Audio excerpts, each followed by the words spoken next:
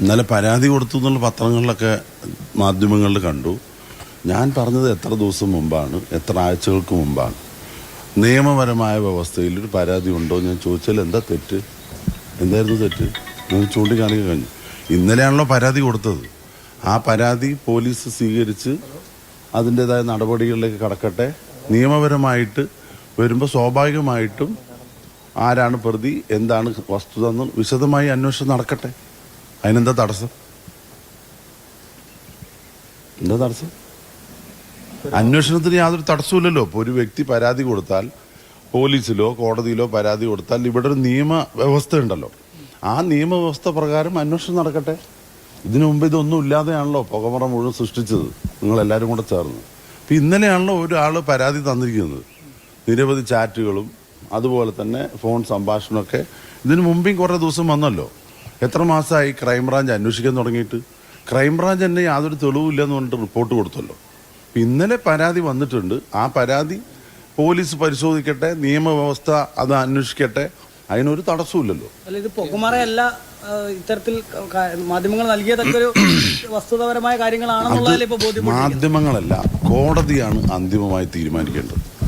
ഞാൻ പറഞ്ഞല്ലോ, കഴിഞ്ഞ 2-3 മാസമായിട്ട് ആകെ പുകമറയായിരുന്നു. അങ്ങനെ വന്ന വിവാദമായി വന്നപ്പോഴാണല്ലോ കോൺഗ്രസ് പാർട്ടി ശക്തമായ നടപടി സ്വീകരിച്ചത്. ഇതേപോലെ മുൻ MLA ഇപ്പൊ ജയിലിൽ കിടക്കുകയാണ്. സ്വർണ്ണ കള്ളക്കടത്ത് കേസിൽ പത്മകുമാർ. എന്തെങ്കിലും നടപടി CPM-ന്റെ ഭാഗത്ത് നടത്തുന്നുണ്ടോ? അവർക്ക് ഇത് പറയാൻ സ്വീകരിച്ചു എന്ന് പറയുമ്പോഴും എല്ലാ പരിപാടികളിലും പങ്കെടുക്കാൻ കഴിയും. അതായത് കോൺഗ്രസ് ചർച്ചകളിൽ മാത്രം അല്ലെങ്കിൽ യോഗങ്ങളിൽ നിന്ന് ഒഴിവാക്കി മറ്റെല്ലാ പരിപാടികളിലും പങ്കെടുക്കാൻ കഴിയുന്ന രീതിക്ക് ഒരു നടപടി മാത്രമായിരുന്നു ഇത്. ഇപ്പോൾ പരാതി വന്നിരിക്കുന്നു, FIR രജിസ്റ്റർ ചെയ്തിരിക്കുന്നു. ഇനി എന്തായിരിക്കും കോൺഗ്രസിന്റെ അടുത്ത നടപടി എന്ന് പറയുന്നത് രാഹുലിനെതിരെ? ഞാൻ നേരത്തെ പറഞ്ഞു, ഇത്തരത്തിലെ വിവാദങ്ങളും വിഷയങ്ങളും പത്രമാധ്യമങ്ങളിൽ വന്ന സമയത്താണ് കോൺഗ്രസ് ശക്തമായ നടപടിയെടുത്ത്. പിന്നെ ഏത് ഫോറത്തിൽ നിങ്ങൾ കണ്ടത്? ഞാൻ ചോദിക്കുന്നത്, ഒരു ജനപ്രതിയായിട്ടുള്ള ഇരിക്കുന്ന ആളാണ് അയാൾ. അദ്ദേഹം പല ആളുകളും കണ്ടിട്ടുണ്ടാവും, പലരെയും അഭിവാദ്യം ചെയ്തിട്ടുണ്ടാവും. പാർട്ടി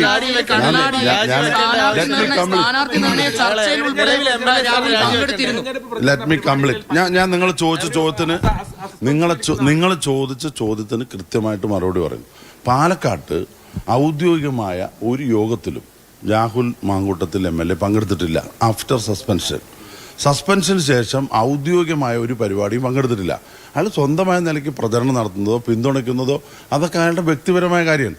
രാഷ്ട്രീയം ഞാൻ പറഞ്ഞു, UDF നിങ്ങളിപ്പോ പ്രാദേശിക കോൺഗ്രസ് നേതാക്കൾ ഉൾപ്പെടെയാണ് ഇതിൽ പങ്കെടുക്കുന്നത്. UDF-ന്റെ പ്രവർത്തകർക്കൊപ്പം വീടുകൾ കയറി പ്രചരണം നടത്തുന്നത് സംഘടനാപരമായ പ്രവർത്തനമല്ലേ? പിന്നെ അയാള് BJP-യുടെ കൂടെ പ്രവർത്തിക്കണോ?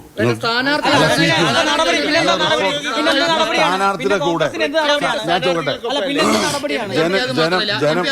സ്ഥാനാർത്ഥി നിർണയ ചർച്ചയിൽ കണ്ണാടിയിൽ വെച്ച് കണ്ണാടിയിലെ ക്ഷീരോത്പാദക സഹകരണ സംഘം, കോൺഗ്രസ് ഭരിക്കുന്ന സഹകരണ സംഘത്തിന്റെ മുകൾ നിലയിലെ ഓഫീസിൽ വെച്ച് അവിടുത്തെ മണ്ഡലം പ്രസിഡന്റുമാർ ഉൾപ്പെടെയുള്ള ആളുകളുമായി ഒപ്പം ചേർന്ന് രാഹുൽ ആ യോഗത്തിൽ ഇത്രയും പ്രയാസപ്പെടേണ്ട കാര്യമില്ല. കാരണം എന്താ അറിയോ, അവിടെ കോൺഗ്രസ് ഭരിക്കുന്ന സൊസൈറ്റിയാണ്. അവിടെ കോൺഗ്രസ്സുകാർക്ക് മാത്രം വരാൻ പറ്റുമോ? അവിടെ എല്ലാവരും വരും, പാലളക്കുന്നവർ വരും, ഇടപാട് വരും. അത് നിങ്ങൾ തീരുമാനിച്ചങ്ങനെ ഞങ്ങളുടെ അറിവിലില്ല. നിങ്ങളല്ലല്ലോ തീരുമാനിക്കുന്നത്.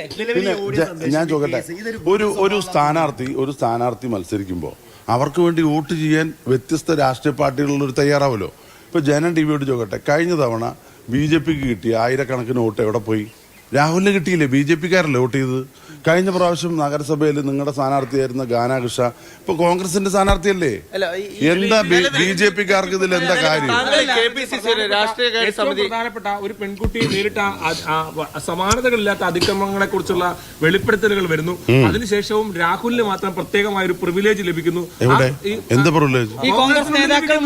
നിങ്ങളിതൊക്കെ ഞാൻ ചോദിക്കട്ടെ, നിങ്ങളിതൊക്കെ വ്യാഖ്യാനിക്കണ്ടല്ലോ. നിങ്ങൾക്ക് ഒരു നിഷ്പക്ഷമായ പത്രപ്രവർത്തനാണെങ്കിൽ ഒരു മുൻ MLA ജയിലിൽ കിടക്കുന്നു സ്വർണ്ണക്കള്ളക്കടത്ത് കേസിൽ, നിങ്ങൾക്ക് ഒരു വ്യഗ്രതയും കാണുന്നില്ലല്ലോ.